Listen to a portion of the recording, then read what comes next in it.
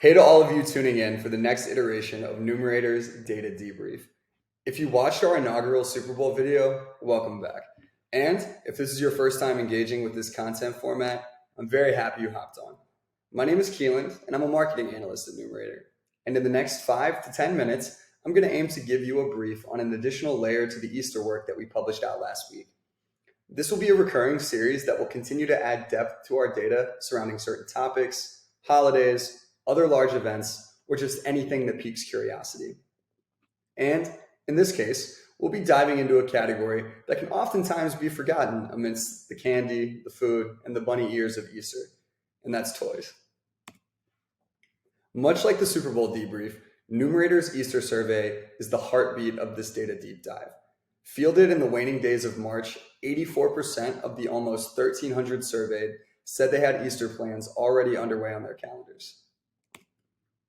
And this is the first of 2 times that I will shamelessly plug our full Easter report, which is going to encapsulate a wide variety of consumer sentiments from those who have celebration plans.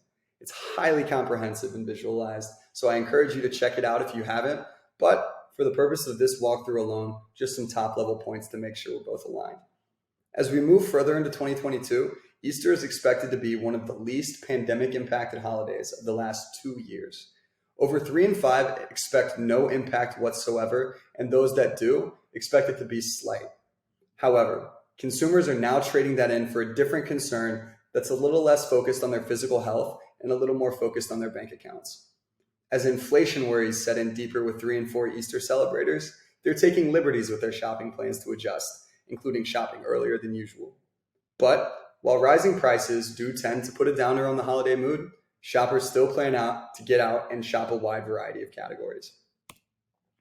And while food and candy do hold the top spots by a fairly wide margin, a contingent of over 1 in 4 celebrators will be making the Easter Bunny emulate Santa Claus a little bit, visiting the toy aisle to help fill their carts and ultimately their Easter baskets. To drill down into that, it bodes asking what these shoppers look like in comparison to other Easter celebrators. Leveraging the capability of Numerator Insights, these shoppers are more likely to be younger, family-minded individuals. They're much more likely to be millennials, qualified as homemakers in their profession, and to be a part of a newer, young, larger family. Alongside that, their financial situations also place them in a high-income bucket, in addition to being in a better financial situation than they were in the year prior. And also amongst these consumers, variety is key. 5 categories in particular stand above all others, though. Roughly half will look towards stuffed animals and arts and crafts, and a third or more will be hunting for games, toy figures and play sets, and sports and or outdoor toys. But the truly eye-popping part of all of this is that those 5 categories alone accounted for over $1.2 billion in sales last March, leading into Easter 2021. This just goes to show that as consumers stock their gift baskets, brands and retailers can be really opportunistic and be ready to stock their shelves to capitalize on the top categories in the space to really understand their opportunity areas.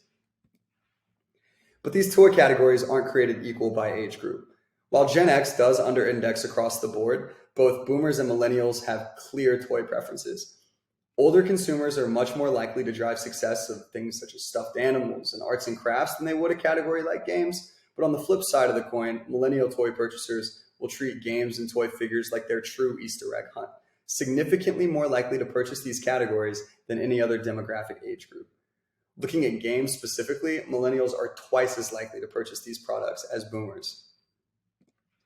So now that we know what the toy shopper looks like and what categories are incredibly key to a successful Easter season, what consumer habits can be leveraged to meet them where they are to ultimately A, provide the best deals to shoppers, as well as B, drive the most success for brands and or retailers.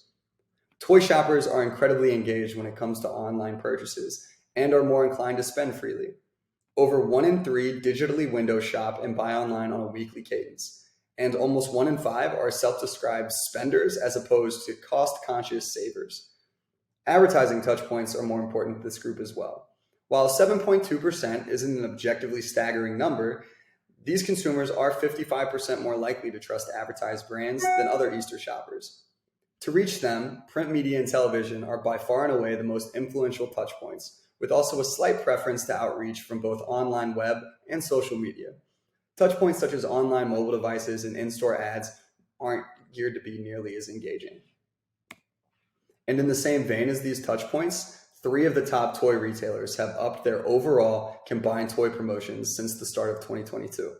Walmart has more than quadrupled their toy-specific promotions from the first quarter of 2021, and Amazon has followed suit by more than doubling theirs.